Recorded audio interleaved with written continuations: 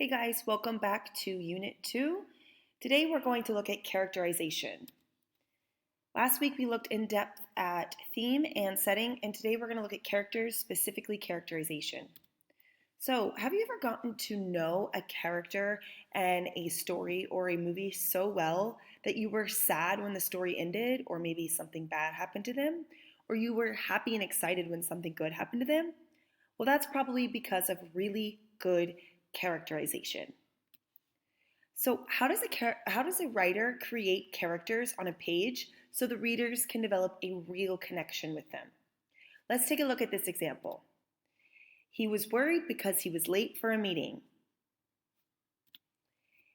Or what if the author said he rushed down the stairs looking anxiously at his watch? Drops of sweat ran profusely down his face and his heart was pounding like a drum. He tried to tell himself that he'd be on time, but his face looked as if there was no hope. Okay, let's look at these two different examples. In the first one, I don't really feel a connection with this man who's running late and feeling really anxious and worried about being on time. However, in the second example, I definitely feel a connection. I almost feel like I'm worried and as anxious and tense as him to know if he's going to make it on time. So this is the difference between good characterization and bad characterization. The first is bad, boring. There's not much to it and I don't feel a connection. The second, I feel a connection. It's very detailed and I almost feel as if I am the character who's running late.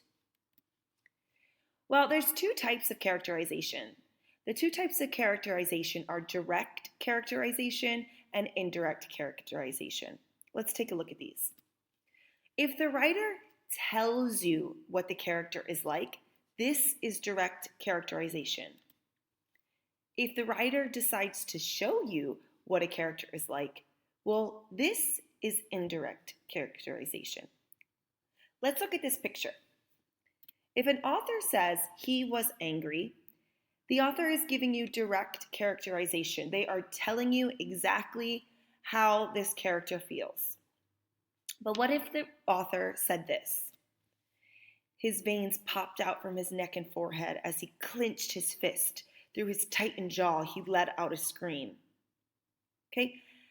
I kind of have to do a little bit of investigation. I have to use clues to kind of understand how this character is feeling at the moment. But that's what makes it more fun for the reader. And that's what makes it more relatable for the reader because we can imagine ourselves feeling this way. So the second way shows indirect characterization, where we have to become investigators to really understand how the character is being portrayed, how the character is being shown to us by the author.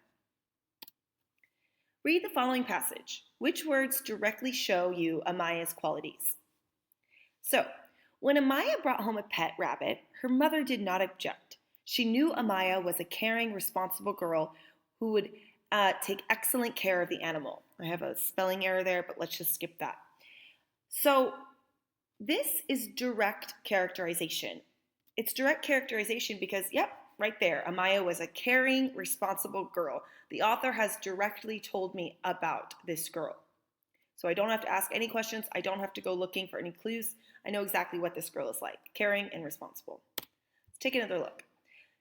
Dr. Hopkins was the best dentist in the practice.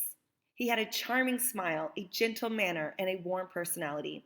He made a trip to the dentist a pleasant experience, despite the discomfort. Again, this is direct characterization because the author is telling me exactly what this dentist, Dr. Hopkins, is exactly like. He's the best in the practice, he's charming, he's gentle, he has a warm personality. I don't have to go digging and looking and investigating to find out what this character is like. The author has told me in a direct manner. Well, honestly, writers generally prefer to use indirect characterization. When writers use indirect characterization, they show their characters in action, giving readers the chance to decide for themselves what a character is like. By using indirect characterization, we, the readers, can make a more personal connection with these characters, right? We kind of have to invest in figuring out and learning about them.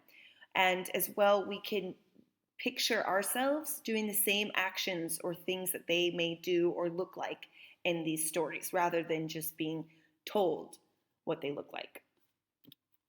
So a writer can show direct characterization through multiple ways. The first is speech. So the writer can tell you about a character through the character's speech.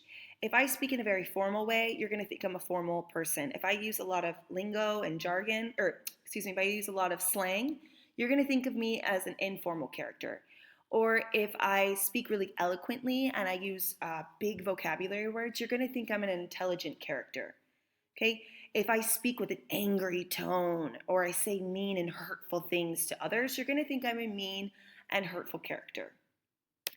Another way is through a character's thoughts. If a character is constantly thinking to themselves, I'm not good enough, I can never do this, but on the outside isn't saying those words, we can learn more about them by the way they think about themselves or the world around them. Another way is the effects that characters have on others. If a character walks into a room in the story and everyone gets really excited, that says that this obviously is a good person. This is a positive character in the story that everyone really likes and appreciates. Or say if everyone walks in the room, or if a character walks into the room and everyone hushes up really quiet and looks with a very tense, fearful face at this character, we can probably assume that this character is a mean, nasty character, or perhaps everyone is just afraid of them. Another thing writers can show us through indirect characterization are the actions of the characters. So what do they do? Do they do kind things for others? Do they help others? And if so, that probably means they're a very helpful, caring, kind person. Are they aggressive? Do they hit people? Do they play tricks on people? Perhaps they're a very negative, nasty person. So we can look at their actions as well to learn more about the characters. And finally, looks. The way a character is described and how they look can tell us a lot about the character as well. If they are dressed up fancy in every scene of the book, then we can understand that they are a very formal character or would like to be thought of in a formal, rich, formal kind of a way. Or if they're always dressed really raggedy and their hair's disheveled and it's a mess, we can assume that they're a type of lazy person that doesn't really care about what people think, how they dress. So we can look at how they're described. This will also tell us about their personality. So these different ways to show indirect characterization is known as STEAL. S-T-E-A-L. STEAL. So if you're ever having trouble thinking of ways to learn more about characters, think of this acronym STEAL. Let's look more in depth. So let's start with speech. And in all these examples, I'm going to look at All Summer in a Day by Ray Bradbury, the short story we read last week. So S is for speech. A character's speech is important because the exact words of a speaker and the way these words are spoken reveal insight into a character's personality. For instance, in the beginning of the story, all the children are really excited. They say things like, do the scientists really know? Will it happen today? Will it? Look, see for yourself. Okay, so just from these words alone, we know that these children are excited. They're developing that theme of excitement because they're like, oh my gosh, is it going to happen? Is it going to happen? Oh my gosh, oh my gosh, oh my gosh. So they're very excited characters. So we can learn that just by their words. Also them saying, it's stopping, yes. Again, they're getting really excited that the rain is finally stopping. So we can learn more about their character just by things that they're saying. We can understand that these kids are excited for what's about to happen, even though we as the readers don't know what's about to happen. We can also learn about the characters when it says like something like, now she stood apart, separate, staring at the rain and the loud and wet world beyond the huge glass. And William, the boy, says, what are you looking at? And a very nasty tone. In the book or in the story, it's actually italicized. So there's an emphasis to that word you. So we can automatically learn something about William, that he's kind of a rough, aggressive character or rude because he says, what are you looking at? And then we learn more about Margot because it says in the story, Margot said nothing. So it's almost as if she's fearful or she's just detached. She doesn't even care about this guy. So we can learn about characters through their speech, and even when they don't say anything, like Margot here, when she just didn't say anything, that reveals more of her weakness and her detachment from this world she's currently living in. Next is T, thoughts. So a character's thoughts and feelings also reveal a lot of information about what the character is like. For instance, they moved away from her. They would not look at her. She felt them go away. Okay, so we learn a little bit more about Margot when it describes how she can almost feel in a visceral way that they moved away from her, that they don't want to be with her. Again, putting this theme of loneliness and being an outsider, bringing that about even more. We can also learn more about what she thinks about. She remembers the sun, right? She remembers the sky when she was 4. But these kids, they didn't remember the sky, or they didn't remember the sun because they got to Venus when they were 2 years old. And these thoughts develop these themes of bullying, jealousy, and loneliness. She stands apart because she remembers the sun, and these children hate her and are jealous of her and bully her because they don't remember the sun. And then again, we learn more about her from thinking at night. Sometimes at night, she hears them stir. She knows that they're probably dreaming of gold or a yellow crayon or a large coin. Okay, so we can learn about her thoughts, and we can see that she is detached from them in many ways, really developing that theme of loneliness and a lot of the other themes. Next is effect. The effect a character has on others, the way those around them react and behave, can tell us a lot about that character.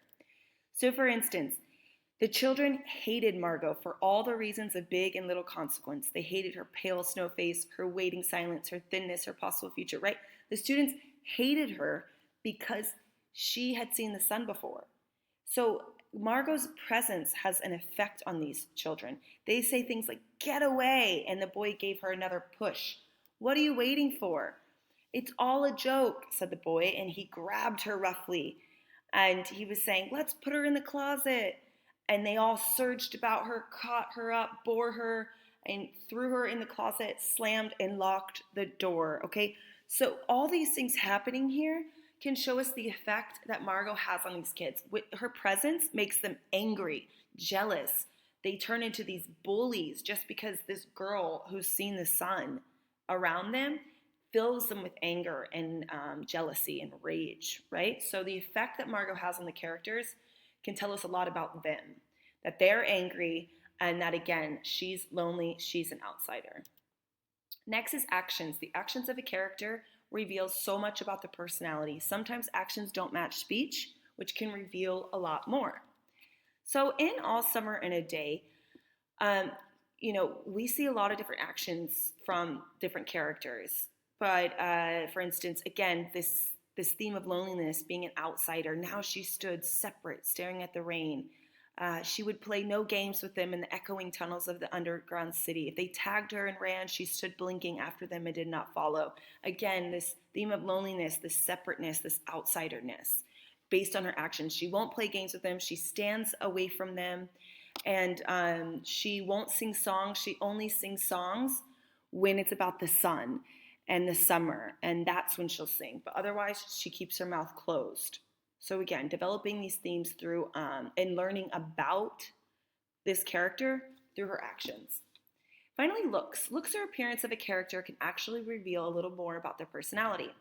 So we can learn about Margot. She was a very small girl who looked as if she had been lost in the rain for years, and the rain had washed out the blue from her eyes, and the red from her mouth, and the yellow from her hair, okay? So we get this picture of this girl who's very pale and almost looks drowned out by all the water, and that she's very small. She was an old photograph dusted from an album, whitened away, and if she spoke at all, her voice would be a ghost, right? Again, her looks really being told to us, and we can imagine this in our brains. And then, of course, we're told that they're all 9 years old, so we know how old they are, okay?